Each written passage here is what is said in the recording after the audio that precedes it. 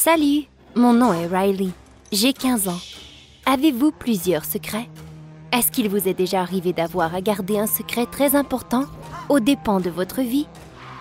Visionnez la vidéo jusqu'à la fin pour découvrir comment mon père a découvert ce que je lui cachais, ce qui l'a causé à littéralement dérailler. Papa et moi vivons ensemble. Maman est décédée quand j'étais très jeune et je ne me rappelle pas vraiment d'elle. Mon père est un type bien, mais il est un peu vieux jeu. Non, il ne se promène pas à dos de cheval et ne porte pas un chapeau haut de forme, mais il utilise plusieurs expressions dépassées, comme par exemple que les valeurs de mes amis ne sont pas bonnes, que nous perdons notre temps assis à nous parler au téléphone et que les études sont plus importantes que tout. Je ne sais pas trop à quoi d'autre je m'attendais de sa part. Il est enseignant après tout. Et voici notre petit secret. Il enseigne à la même école que je fréquente. Nous étions d'accord qu'à la maison, nous étions une famille, mais qu'à l'école, nous agissions comme enseignants et étudiants. Cela le fait sentir mieux, car il sait que personne ne pourra m'agacer pour être la fille de l'enseignant. Pour une raison ou une autre, tout le monde a l'idée que les enfants des enseignants obtiennent leurs notes car ils sont choyés par leurs parents. Mais faites-moi confiance, ce n'est définitivement pas le cas. J'étais très forte, pas parce que mon père est enseignant, mais c'est engravé en moi de travailler dur, et je ne suis pas une idiote non plus. Il est aussi très fier de moi. Plus que tout, c'est l'histoire que j'adore. Mais ma meilleure amie Amy déteste ce sujet. Elle dit qu'il est impossible de mémoriser toutes les dates et les noms ridicules. Amy m'a déjà demandé d'écrire une dissertation à sa place parlant de la bataille de Gettysburg. C'est trop facile pour moi, mais elle a vraiment de la difficulté en cette deuxième année. Alors je l'ai fait. Elle était si contente. Elle m'a même offert un billet pour la piscine. Avez-vous déjà rendu une faveur pareille à un collègue de la classe? Ou peut-être que quelqu'un a fait vos devoirs pour vous? Dites-le nous dans les commentaires. Amy a dit à tous ses camarades de classe que je pouvais les aider avec leurs travaux d'école. Elle voulait me vanter devant tout le monde. Mais tous mes camarades de classe ont décidé de me demander mon aide avec leurs travaux d'école. Pour une rédaction, un rapport, une dissertation, un projet, petit à petit, les demandes s'aggloméraient. Et me voici avec tous ces travaux d'école à effectuer avant demain matin. Et je n'aurai même pas le temps d'étudier pour mes classes. Si mon rendement scolaire diminue, mon père sera furieux.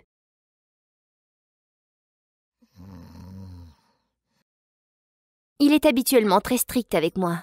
Même mon téléphone a l'apparence d'un téléphone des années 1910. Papa dit qu'un téléphone n'est pas une nécessité, mais un moyen de communiquer. Tout le monde se moque de moi quand je sors cette grosse brique. Il me demande de quel musée je l'ai piqué. J'ai essayé d'économiser pour m'en acheter un nouveau, mais jusqu'à présent, je n'ai pas amassé suffisamment. Mais à ce moment, ma vraie priorité était mon rendement scolaire. Après tout, les meilleurs étudiants de l'année allaient bientôt être nommés. J'ai décidé de me concentrer seulement sur mes travaux. Je n'ai pas seulement maintenu mes bonnes notes, mais j'ai aussi fait en sorte d'être nommée une des meilleures étudiantes. Le directeur m'a même serré la main. Papa, c'est-à-dire notre enseignant de mathématiques, était si fier. L'enseignant d'histoire a même dit un petit mot en mon nom. Il a dit qu'il serait surpris si je ne devenais pas une historienne. On m'exemptait même de passer l'examen. Quelle chance! J'étais bien surprise et j'ai demandé ce que je pouvais faire maintenant. Il m'a dit que pendant l'examen, je pourrais l'aider. Je pourrais passer les feuilles aux étudiants et m'assurer que personne ne triche. Les questions à l'examen étaient bien simples. J'aurais passé très facilement. Mais mes camarades de classe pensaient autrement. Ils se chuchotaient les réponses en essayant de s'entraider. Je ne savais pas quoi faire. Ce ne serait pas juste d'aider mes camarades de classe, mais ce ne serait pas juste non plus de ne pas les aider. Papa m'a toujours dit qu'un étudiant devrait toujours obtenir ses notes par lui seul. Mais il m'a aussi enseigné à aider mes amis. Amy était assise devant son examen interloquée, presque en pleurs. J'ai réalisé qu'il ne se souvenait probablement pas des dates. Ma décision était prise. Pendant que l'enseignant regardait ailleurs, j'allais signaler à tout le monde les dates importantes avec mes doigts. Waouh! Notre classe passa l'examen avec des résultats excellents. Même le journal de l'école a écrit un article sur nous, disant que nous étions tous des historiens hors pair. Toute la classe me remerciait. On m'a donné des cartes de remerciement, des chocolats, des billets pour un concert, et Jay, le gars le plus riche de l'école, m'a même offert de l'argent. Il m'a dit que je pouvais maintenant me pourvoir d'un nouveau téléphone. C'était super de faire partie des jeunes populaires avec un nouveau téléphone. Et puis Jay est venu me voir après l'école pour discuter d'une entente entre nous deux. Je devrais faire tous ses travaux d'école et il me paierait en échange. Il m'a offert un bon montant. J'y ai bien pensé et j'ai accepté. Ceci, bien entendu, ne serait pas très équitable. Ma petite entreprise secrète portait fruit. Je faisais 5 à 6 devoirs par jour, mais l'apprentissage était le plus important. C'est moi qui en étais gagnante dans tout ça. Mais papa avait des soupçons. Il trouvait que je passais trop de temps dans les classes des autres en oubliant les miennes. Je n'étais plus la meilleure étudiante dans ma classe et je répondais n'importe quoi ou j'étais silencieuse en classe. Mon père a tenté de découvrir ce qui se passait, mais je lui ai dit que je me désintéressais tout simplement de plus en plus à l'école. 1 mois plus tard, j'étais très épuisée, pour être honnête. Mais l'argent était le plus important. Amy m'a dit que j'avais l'air très moche, mais je m'en fichais. Tout à coup, à l'école, mon père m'a convoquée. Je me suis dit, pour agir en tant qu'enseignant sûrement, mais il s'avérait que non. Il m'a mis tous les papiers et devoirs que j'avais faits pour les autres sous le nez. Finalement, il avait mené une vraie investigation. Il a même fouillé dans toutes mes affaires. Et on parle de mon père, qui disait constamment qu'une propriété était infaillible. Dites-moi, est-ce que vos parents ont déjà été à l'encontre de leurs propres règlements? Et puis, papa a parlé à Jay. Au début, il a essayé de me protéger, mais aussitôt qu'ils lui ont promis que c'est moi qui me ferais punir et non lui, il a tout avoué à mon père que c'était moi qui avais fait ses devoirs pour 1 mois en entier. Quel traître! Mon père m'a reconduit à la maison en me donnant un de ses discours me disant comment bête j'avais été, que j'avais délibérément privé mes camarades de classe d'apprendre, et tout cela pour de l'argent, et que j'étais un déshonneur à ma famille. Et puis après cela, tout est devenu terrible. Mon père a pris mon téléphone et m'a grondé en m'empêchant de sortir de la maison jusqu'à ce que mes notes s'améliorent. J'ai essayé de résister, mais à la fin, il m'agrippa par le collet de mon chandail et me força d'entrer dans ma chambre. C'était mon père, lui qui disait que tout conflit devrait être résolu amicablement. Il avait changé du tout au tout. C'était si étrange. J'ai essayé de m'expliquer, de lui fournir une explication, mais il ne voulait rien entendre. Il quitta en claquant la porte. Le jour suivant, il m'a reconduit à l'école, totalement silencieux. C'était encore pire à l'école. Jay avait dit à tout le monde que j'étais la fille du mathématicien. Papa n'a pas été discret non plus. Il a dit à tous les enseignants que j'avais fait les devoirs de certains élèves. Pouvez-vous vous imaginer? Non seulement mes camarades de classe savaient que je leur avais menti, mais maintenant, leurs notes allaient diminuer de beaucoup à cause que mon père avait tout révélé. J'ai été chanceuse que rien de tout ça ne soit ajouté à mon dossier. J'ai essayé d'obtenir le support de Amy, mais elle m'a rejetée aussi. Je n'avais plus du tout d'amis. Aucun de mes camarades de classe ne m'adressait la parole. Tout le monde s'asseyait le plus loin possible de moi. Et quelqu'un a même mis un morceau de gomme mâchouillé dans mon sac à dos. Je voulais de l'aide. Et maintenant, on m'attaquait de tous côtés. Mon père et tout le monde à l'école. J'ai éclaté en sanglots et je n'en pouvais plus. Et j'ai dit ce que j'avais sur le cœur à mon père. Qu'à cause de lui, j'étais bannie de tout groupe d'amis. Et que s'il m'avait simplement acheté un téléphone, rien de tout cela ne serait arrivé. Les émotions étaient en train de prendre le contrôle de moi. J'ai crié que si ma mère était encore ici, elle ne me laisserait jamais me faire taxer ainsi. Je pleurais et je criais. Et il m'a enlacée et s'est excusé. Il m'a dit qu'il avait été trop sévère avec moi, car il avait très peur de me perdre. Il m'a demandé de bien vouloir être honnête avec lui, mais qu'il était allé trop loin. Et il chuchota doucement que ma mère ne serait sûrement pas fière de lui d'avoir été si sévère. Il m'avait élevée de cette façon, et c'était entièrement de sa faute. Mais j'ai commencé à protester que non. Moi aussi j'avais eu tort. Il m'avait bien élevée. Alors, nous avons eu une longue conversation. Il ne savait pas trop quoi faire pour arranger les choses maintenant. Finalement, nous avons décidé que j'irais à une nouvelle école et qu'il ne serait plus mon enseignant, seulement mon père. Apprendre, c'est apprendre quoi. Et nous devons nous serrer les coudes. Pourquoi se quereller ainsi de toute façon? Ma nouvelle école est géniale. Il y a de bons camarades de classe ici. Je me suis rapidement fait de nouveaux amis. Ils m'agacent un peu quelquefois, c'est sûr, mais je ne me fais pas mener par le bout du nez. Je suis la meilleure étudiante de ma classe à nouveau. Nous avons aussi un historien incroyable. Il suivra un cours avancé sur l'histoire américaine et il m'a promis de m'emmener l'an prochain. Tous mes camarades de classe me disent que je suis très chanceuse d'avoir mon père, qu'il est cool et qu'il me laisse faire toutes sortes de choses. Papa a vraiment commencé à être plus permissible avec moi, me demandant ce dont j'ai besoin, ce que je veux m'acheter, et il a arrêté de refuser de m'acheter des trucs cool mais inutile. Notre petite histoire est maintenant notre secret à nous deux. Parfois, il peut être très difficile de comprendre ses parents. Ils sont simplement bizarres ou ils agissent comme des extraterrestres, spécialement quand ils perdent patience. Mais la solution peut facilement être trouvée. Je suis très heureuse que moi et mon père l'ayons trouvée. C'était la pire journée de ma vie. Moi, maman et papa étions en cours. Ils étaient en train de se divorcer. Ma mère poursuivait mon père pour la moitié de ses biens et se trouva un autre homme. Mais comment pouvait-elle? Le jury chuchotait dans le dos de papa et le regardait de travers. Oui, il était spécial. Il était souffrant d'une maladie rare. À l'âge de 13 ans, il avait arrêté de grandir et il allait avoir l'air d'un adolescent toute sa vie. Il devrait avoir honte. Pour oublier ce cauchemar, nous sommes déménagés. Papa, malgré le fait que maman l'avait poursuivi pour la moitié de tous ses biens, continuait d'avoir du succès avec son commerce. Il est super.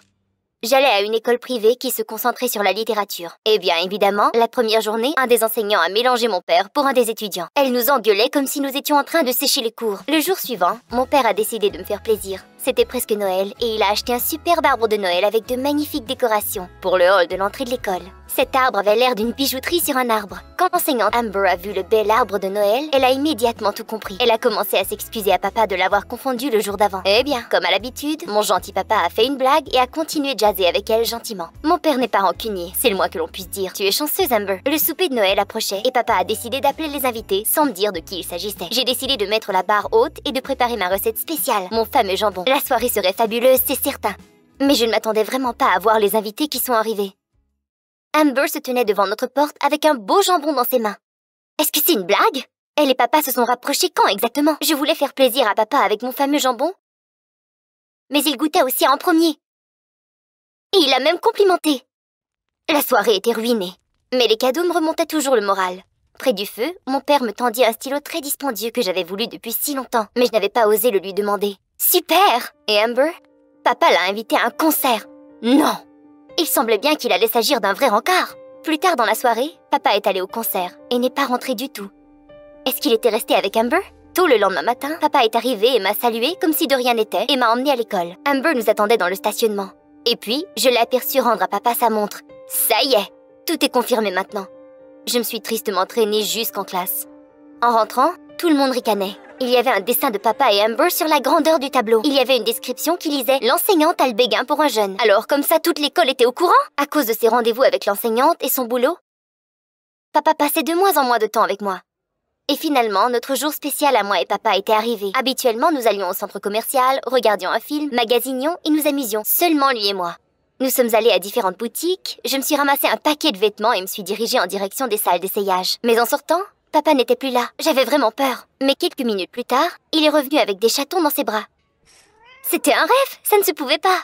Mais évidemment, ce cadeau n'était pas pour moi. Nous avons emmené cette mignonne petite peluche chez Amber. Je commençais vraiment à la détester. J'ai essayé d'en parler à mon père, lui disant qu'il ne pouvait pas être en couple, mais il ne voulait rien entendre.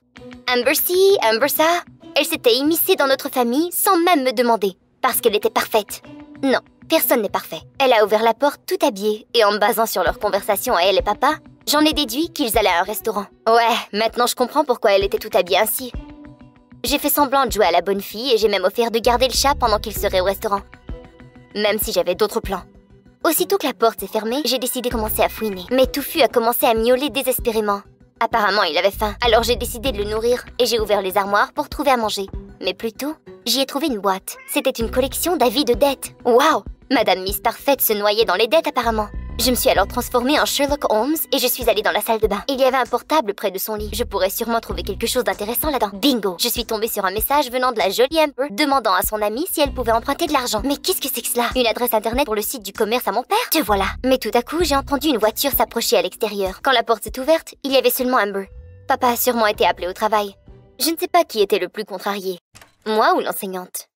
Je dois admettre que Amber a bien joué son rôle. Elle m'a même offert de me reconduire chez moi.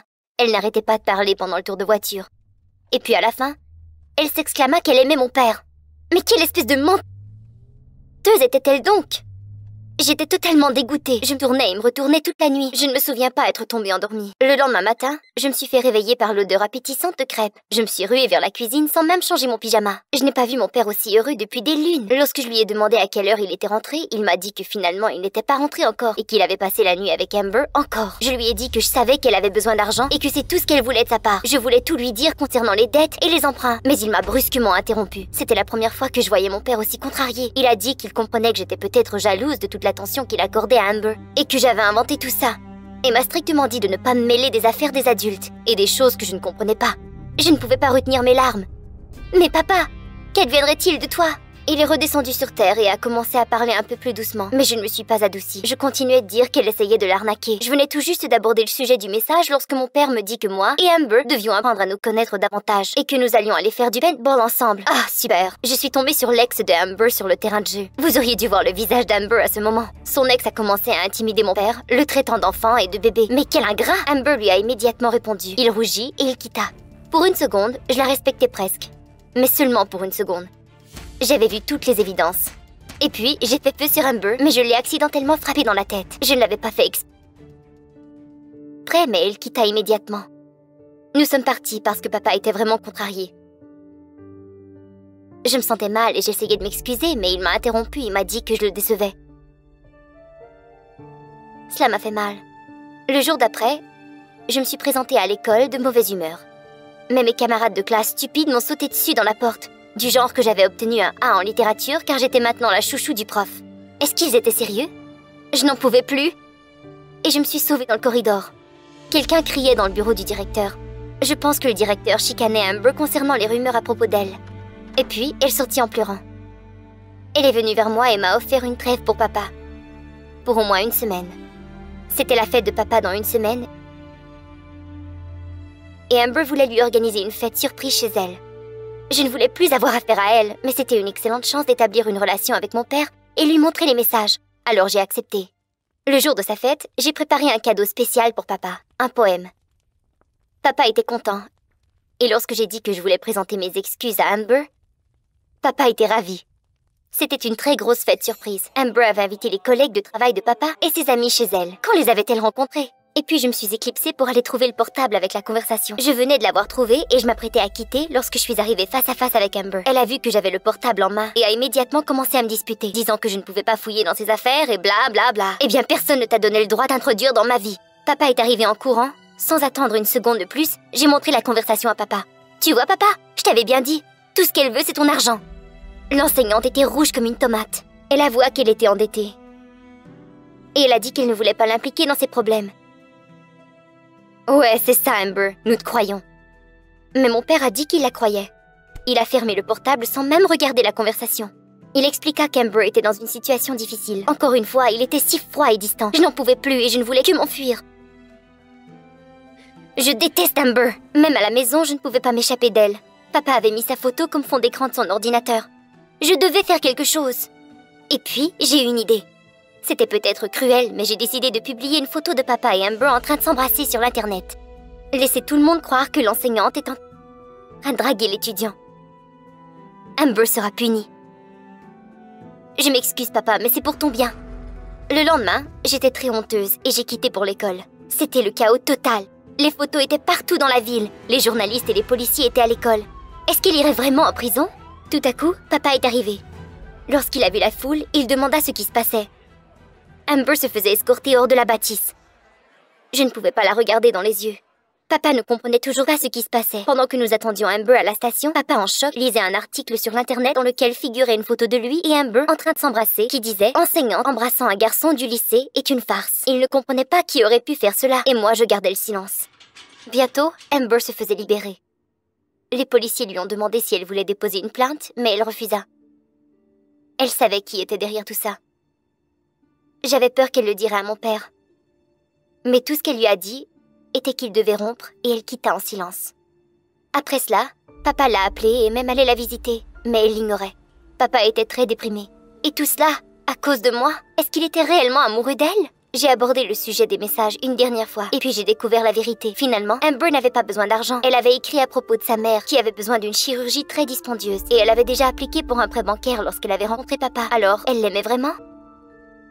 J'ai essayé de trouver Amber à l'école pour m'excuser, mais le scandale était si grandiose qu'elle avait été virée de son poste. J'ai tout admis à mon père. C'était moi qui avais fait le coup. C'était à cause de moi qu'Amber était partie, papa. Je n'avais jamais été aussi honnête de toute ma vie. Papa était sous le choc, mais le plus important était qu'il me pardonna. Il appela immédiatement sa sœur et elle nous a dit qu'Amber s'en allait à Seattle. Son vol était aujourd'hui et nous devions nous rendre à l'aéroport. Il ne restait que 5 minutes pour embarquer l'avion, mais nous sommes arrivés à temps. Amber nous a entendus en train de crier son nom. Elle échappa son billet et courut dans les bras de papa. Et puis, sans hésitation, elle m'enlaça de ses bras. Et puis j'ai réalisé qu'elle n'était pas mon ennemie et que mon désir de protéger mon père n'était que de la jalousie. Nous habitons ensemble depuis ce moment. Amber et moi avons beaucoup en commun. Par exemple, un amour pour les chats, le jambon, et bien sûr, papa. Tout est bien qui finit bien. Pas vrai, Touffu? Comme vous êtes éblouissante. Je n'ai jamais rêvé que mon premier baiser serait avec une telle beauté. Mon Dieu, Nancy, tu es incroyable. Mais juste au moment où je me suis approché pour embrasser Nancy, l'image avait disparu.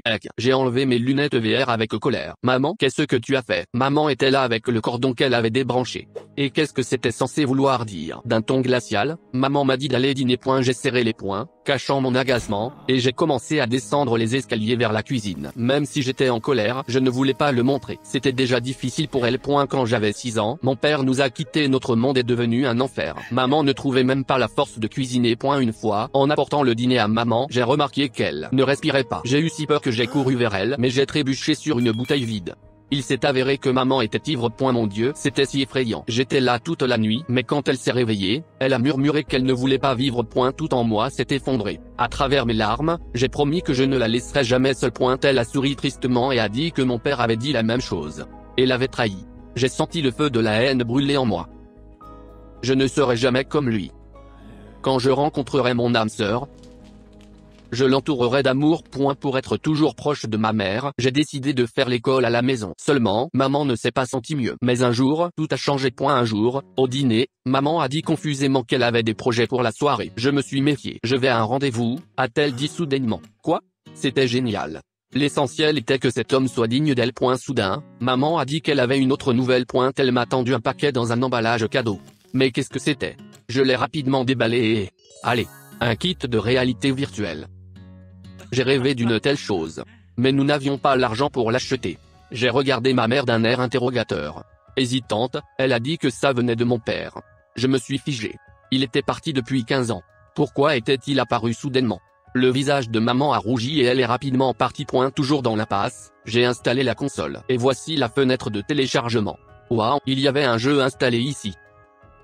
La vraie vie? J'ai cliqué dessus avec incertitude et j'ai mis mes lunettes. Et j'ai immédiatement plongé dans un nouveau monde. J'ai créé mon personnage, il était plus grand que moi, et plus costaud, avec une barbe aussi. Oui, dans la vraie vie, je ne pouvais que rêver d'un tel look. Je suis parti à la découverte de la ville. Pendant que je regardais autour de moi, un type s'est approché de moi. J'étais habitué à ce que de telles rencontres dans la vie ordinaire se terminent mal. Mais le gars m'a souri, et a dit que j'avais l'air d'être nouveau. Et il a proposé de montrer la ville. Tentant. Mais j'avais d'autres objectifs. J'ai donc remercié le gars et lui ai dit que je n'étais pas là pour traîner. Je voulais apprendre comment construire des relations avec les filles. Après tout, ce jeu était ma chance d'apprendre à me comporter avec le sexe opposé. Et quand j'aurai appris, je pourrais construire une relation solide dans ma vie. J'ai éteint la console, et j'ai entendu le clic de la serrure. Maman est rentrée si tard. Elle avait l'air contente. Je me suis immédiatement précipité pour lui parler du jeu, et maman a dit que je devais appeler mon père. Pas question. Le lendemain matin, j'ai immédiatement pris la console. J'avais hâte de replonger dans ce monde parfait. J'espérais que cette fois, je pourrais y rencontrer une fille. J'ai commencé le jeu. J'avais un très bon pressentiment. Je me suis retrouvé dans une rue familière de la ville et je l'ai soudain vue. Elle faisait du skateboard et j'ai compris que c'était la bonne. Il n'y avait pas une seconde à perdre. Et je me suis précipité pour rattraper la belle inconnue. Elle a ralenti, s'est retournée et a brusquement demandé pourquoi je la suivais. J'étais confus. Normalement, j'aurais marmonné quelque chose d'inintelligible. Mais, bon sang, je pouvais être ce que je voulais ici. Alors j'ai lâché que j'avais eu le coup de foudre. Mon cœur battait à tout rompre. Elle m'aurait dit où descendre. Mais la fille a souri et a dit que j'étais mignon. Puis elle s'est présentée comme étant Nancy. Je n'arrivais pas à y croire. Elle ne m'avait pas repoussé. Nancy m'a appelé pour une promenade. En chemin, nous avons commencé à parler. Elle m'a posé beaucoup de questions sur mon enfance, sur mes parents. Mais quand je lui ai parlé de mon père, elle m'a demandé, d'un air perplexe, si c'était vraiment vrai qu'il n'était pas venu pendant tout ce temps. Ce n'est pas possible. Ça pourrait, Nancy. Tu ne sais pas ce que c'est de savoir que ton père ne se soucie pas de toi. Soudain, Nancy s'est arrêtée brusquement et a dit qu'elle semblait avoir quelques problèmes avec l'internet. Son personnage a disparu dans les airs. J'ai passé le jour suivant à rejouer au jeu, mais Nancy ne s'est pas montrée. Et juste quand je pensais que je ne la reverrais jamais, elle m'a appelé. On a fait du skateboard ensemble pendant des heures. Elle était tellement géniale. Mais nos goûts n'étaient pas toujours les mêmes. Les siens étaient quelque peu, démodés. Mais elle trouvait constamment des excuses, répétant qu'elle n'avait pas du tout d'amis de son âge. C'était difficile à croire. Nancy, tu devais être la fille la plus cool de l'école. Toutes mes journées se sont écoulées avec une seule pensée dans le jeu. J'avais honte de l'admettre, mais je ne m'intéressais même pas à la façon dont maman se portait, bien qu'à en juger par son apparence heureuse, tout allait bien avec le nouveau petit ami. Le soir, alors que maman et moi étions en train de dîner, son téléphone a sonné. Maman a décroché le téléphone et est devenue soudainement pâle. Que s'est-il passé? En larmes, maman a dit que mon père avait eu un accident. Qu'est-ce qui se passe? Maman a commencé à faire ses bagages rapidement. Je ne comprenais pas pourquoi elle faisait tant d'histoires. Papa ne serait jamais allé t'aider. Mais maman a dit sèchement que j'étais injuste, et que comme un vrai fils, je devais aussi aller avec elle. Pas question. J'étais tellement en colère. Mais quand j'ai repris un peu mon souffle, j'ai senti qu'au fond de moi, j'étais vraiment inquiète pour mon père. Peut-être que je n'aurais pas dû réagir si durement aux paroles de maman. Je ne savais pas quoi faire. Et puis j'ai décidé de me lancer dans le jeu. Nancy me comprenait si bien qu'elle me donnerait certainement de bons conseils. J'ai rapidement mis mes lunettes et allumé la console. Mais Nancy était introuvable.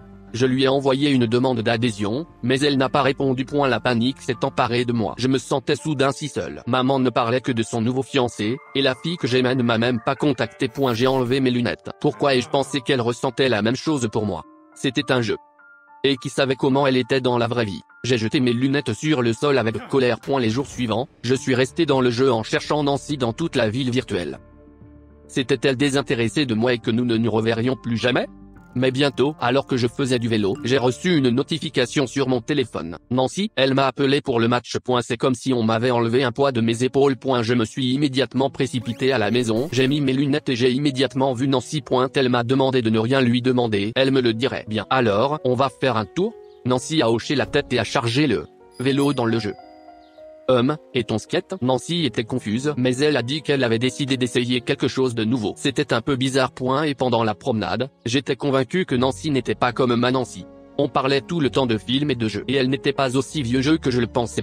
J'ai eu l'impression que nous étions sur la même longueur d'onde. Et au moment où nous nous sommes presque embrassés, maman est entrée dans la pièce et a éteint la console. J'étais très en colère, mais maman avait l'air inquiète. Mon Dieu, quelque chose n'allait pas avec mon père. Maman a répondu qu'il sortait de l'hôpital aujourd'hui, ce qui signifie que nous devrions lui rendre visite, a-t-elle dit soudainement. Devrions? Maman m'a serré dans ses bras. Nous ne sommes pas tous éternels, et il n'y a rien de pire que de se rendre compte que l'on n'a pas eu le temps de pardonner à quelqu'un qui nous est vraiment cher. Ces mots m'ont accroché. J'ai décidé d'aller voir mon père, sa nouvelle famille.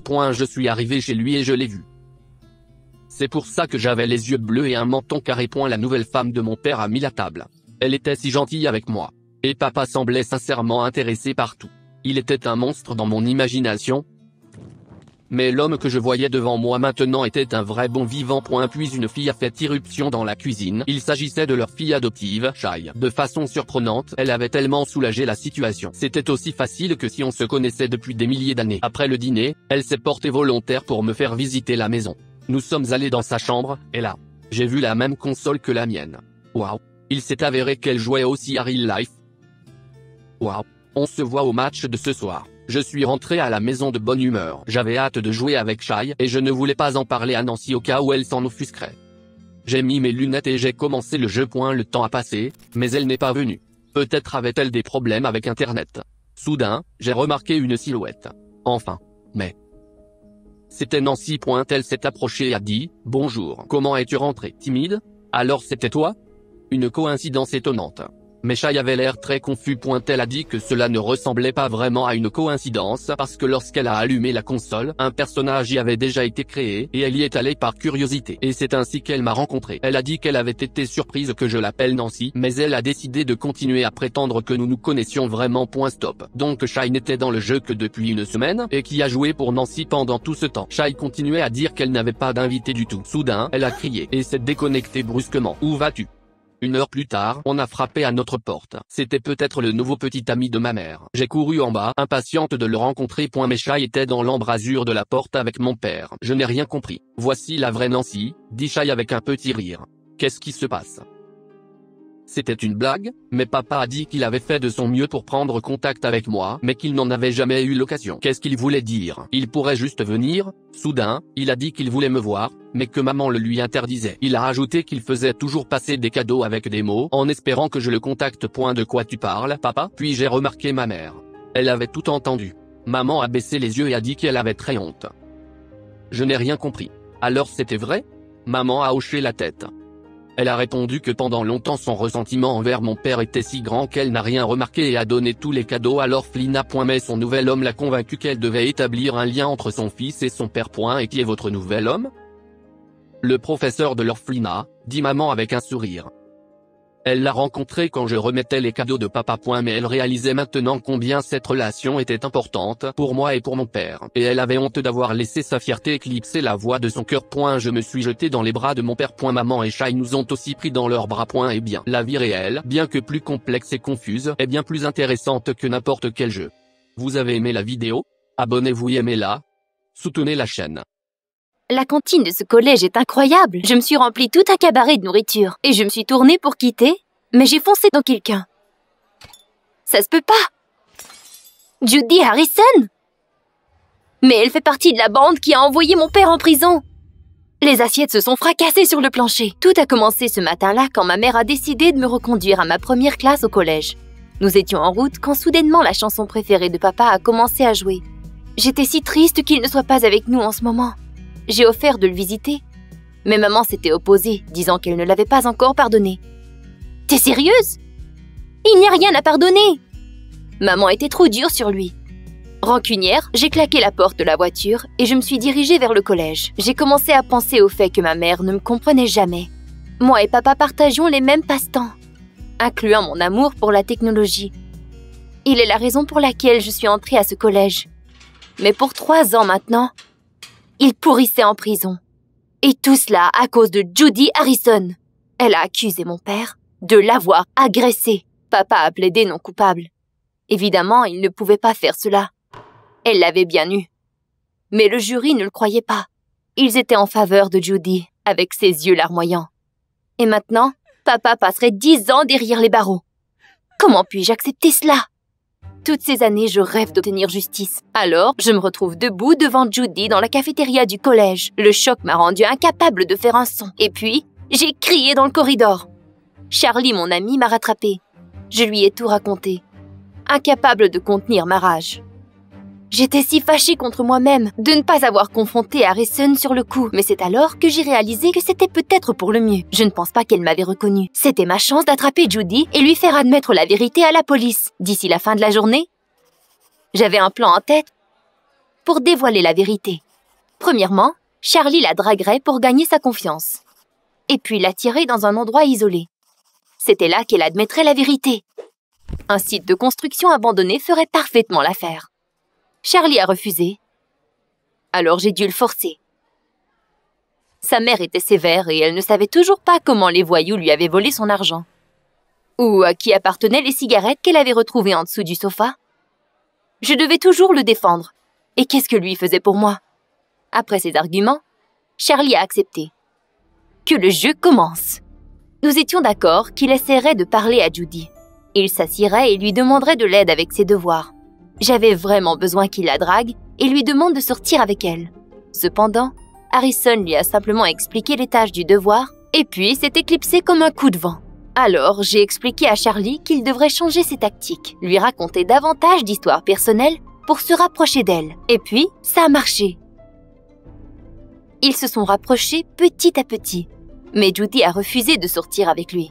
Nous devions prendre un risque. Charlie a grimpé jusqu'au 4e étage avec un immense bouquet de fleurs et lui supplia de bien vouloir sortir avec lui. Sinon, il sauterait du 4e étage. À ce point, Harrison ne pouvait plus refuser et elle accepta de sortir avec Charlie et d'aller au site de construction. Ainsi, elle abandonna sa session d'études. Pendant 2 mois, pendant que Charlie se rapprochait de Judy, j'élaborais chaque petit détail de ce plan et j'ai complètement abandonné mes études. En même temps, j'ai ramassé tous les accessoires nécessaires pour le site de construction abandonné. J'ai acheté un vieux haut-parleur d'occasion, j'ai fait imprimer des photos de l'enquête et j'ai changé le vieux bâtiment abandonné en une vraie prison. Cela m'a pris beaucoup de temps, surtout pour installer les haut-parleurs et les caméras sur tout le site de construction. Mon père m'avait appris comment comprendre la technologie. J'ai téléphoné à Charlie le jour d'avant et nous avons discuté des détails. Et il m'a dit qu'il serait là si quelque chose arrivait. Je pouvais jurer que Judy Harrison se souviendrait de cette date pour le reste de sa vie. Quand ils sont arrivés, j'étais déjà dans la cabine d'excavation, là où mon portable était installé pour recevoir des images de toutes les caméras du périmètre. Je pouvais diriger tout le spectacle. Charlie, tout pâle, a dirigé Judy vers la porte, a fait demi-tour et l'a embarrée en disparaissant. « Charlie, mais qu'est-ce qui se passe ?» dit-elle. « Ah, tu t'apprêtes à le découvrir !» Je lui ai donné des instructions sur le haut-parleur en me forçant à sonner comme un directeur de prison pendant que je visionnais les vidéos d'où je me trouvais. « Judy Harrison, l'Assemblée de vérité t'attend !»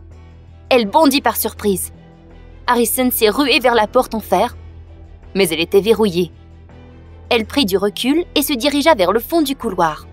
Judy regardait dans toutes les directions, confuse. Des photos de prisonniers battus étaient collées au mur et des cris de mort sortaient des haut-parleurs. J'ai conduit un interrogatoire concernant les détails de cette fameuse soirée. Elle ne m'a pas répondu. Elle était silencieuse, avec une grimace sur son visage. Elle avait l'air apeurée. Elle arriva finalement au point culminant de la prison. C'était une pièce toute décorée de squelettes où une boîte faite en bois se trouvait au milieu de la pièce. « Vous êtes reconnu coupable de calomnie contre Henry Chapman », j'ai dit. « Et vous serez puni en conséquence.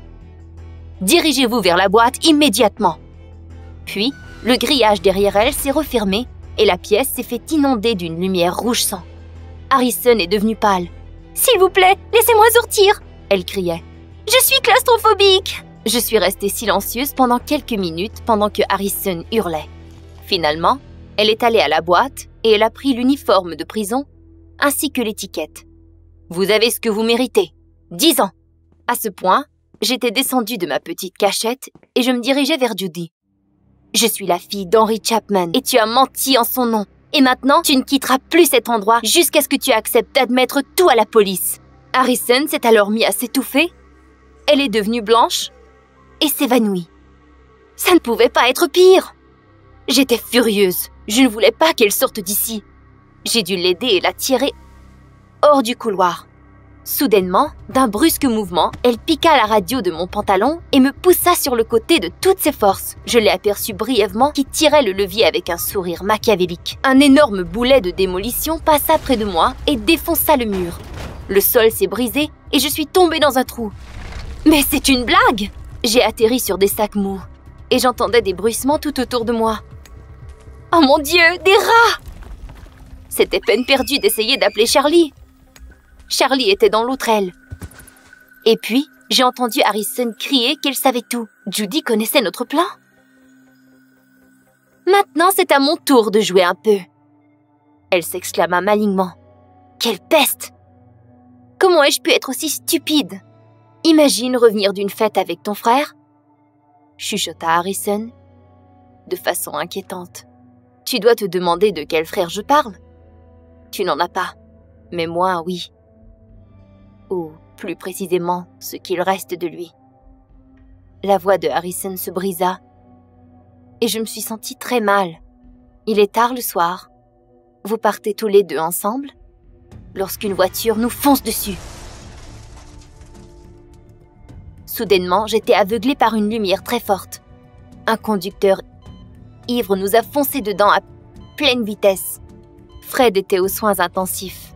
Les médecins ont tout fait pour le sauver pendant des jours, mais ils ont dit qu'il serait toujours handicapé. Mon frère a dû oublier sa carrière d'athlète. Judy s'est exclamée avec misère. « Je vais te montrer quelque chose. » Harrison s'est approché de moi et m'a tendu une photo. La photo montrait un Jeep noir avec une plaque d'immatriculation ABC 4530. « Oh mon Dieu! Papa !» Je ne pouvais pas retenir mes larmes. « La police ne m'a pas cru, » a dit Harrison. Il s'en est sorti. Il a trouvé des gens qui avaient vu sa voiture ailleurs et la photo fut jugée de fausse. Alors, j'ai décidé de prendre les choses entre mes mains. Elle a pris une photo de papa pendant qu'elle était seule et elle a inventé une histoire avec cela. Cette fois-ci, les policiers la croiraient, car elle avait tout manigancé. Le temps s'était arrêté. Harrison ne disait plus un mot. Elle se tenait là, la photo en main. « Tu mens !» je me suis exclamée, et je lui ai sauté dessus. Nous nous apprêtions à nous battre lorsque Charlie est intervenu. Il m'a tiré loin d'elle. Il soupçonnait depuis longtemps que quelque chose n'allait pas, mais il ne savait pas quoi. Il m'a demandé de me calmer.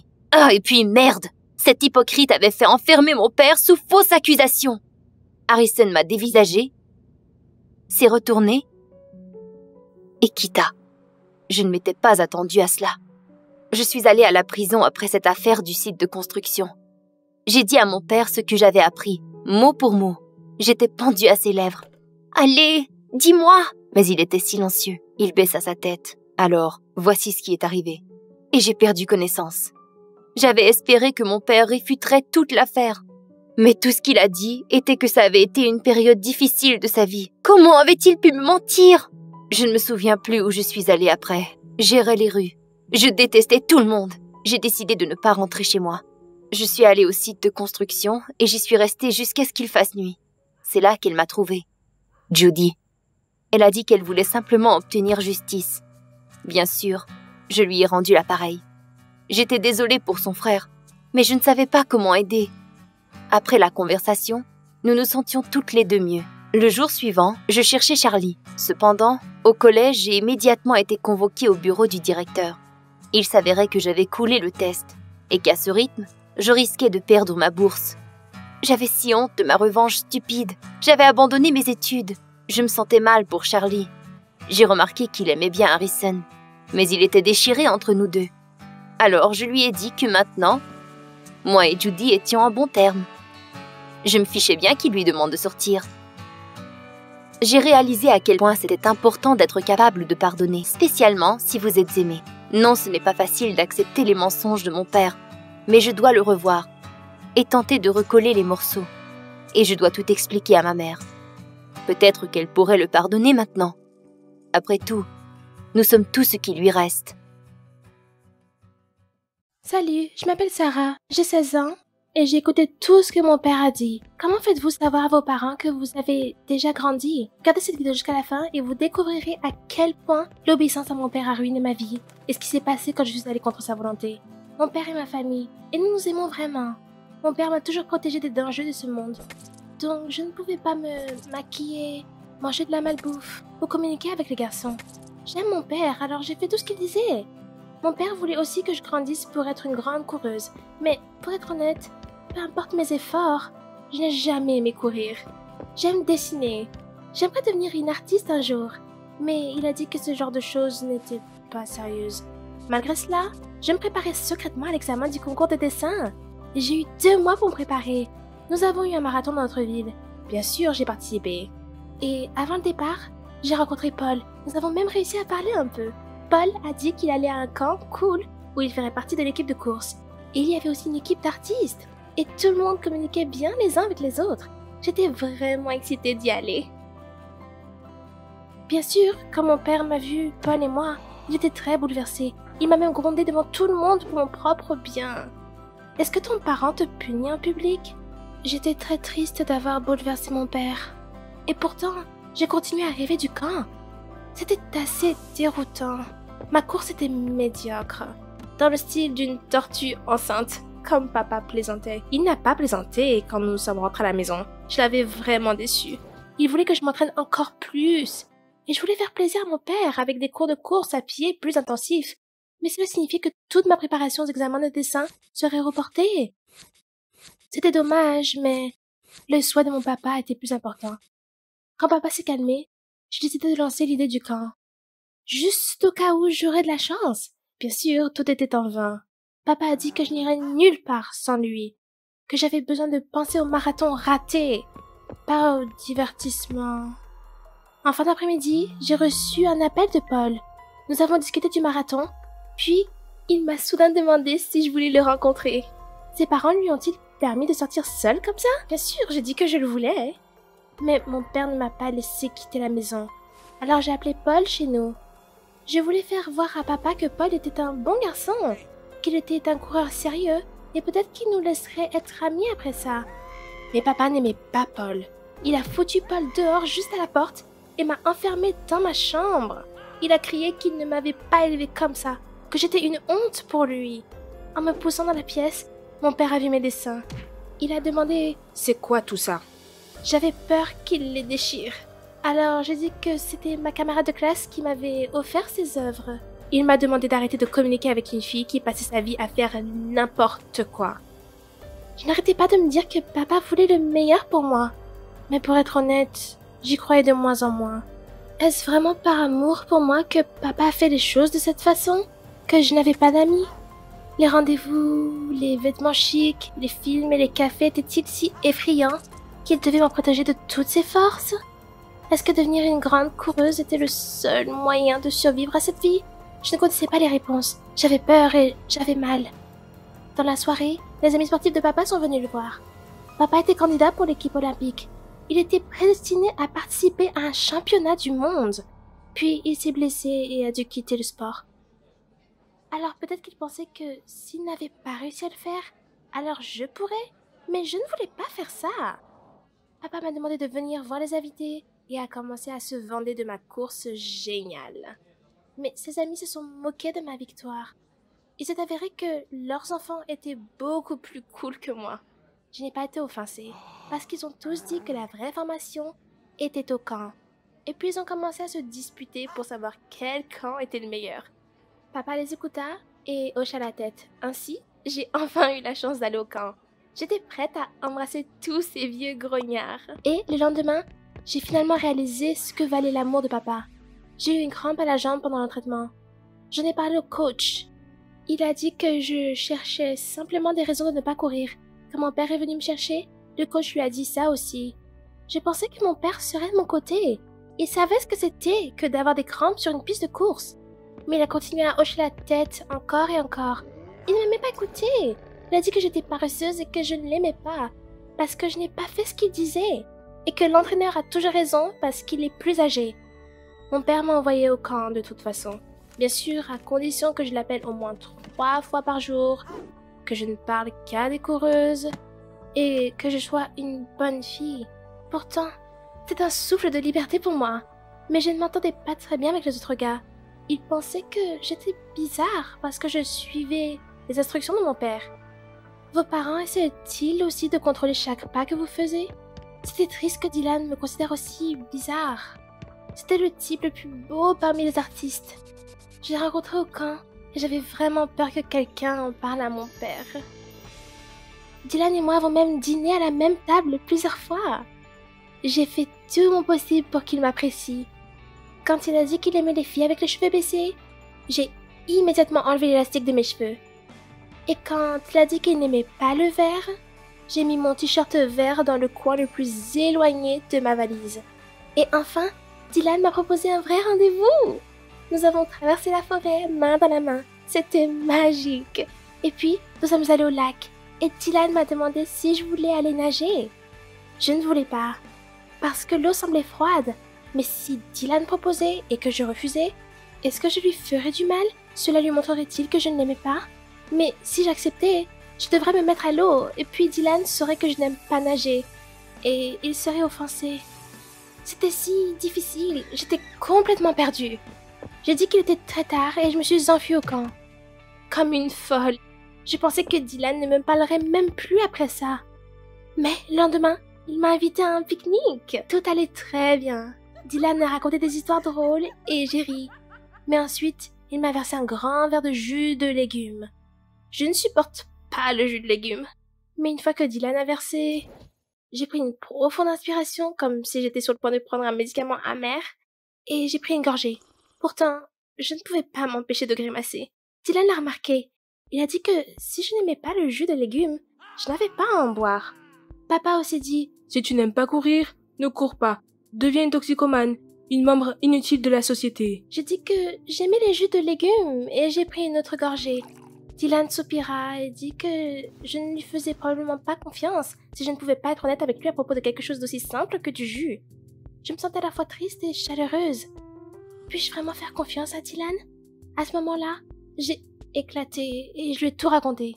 Je lui ai parlé de mon père, des cours d'art et de cette fichue course. Dylan a juste écouté en silence et m'a tapoté la main. Quand j'ai fini, Dylan avait les larmes aux yeux. Il m'a chuchoté que ma façon de vivre était insupportable. Et s'il avait besoin de me sauver de mon père, Il connaissait le numéro de téléphone du refuge pour évader d'abus.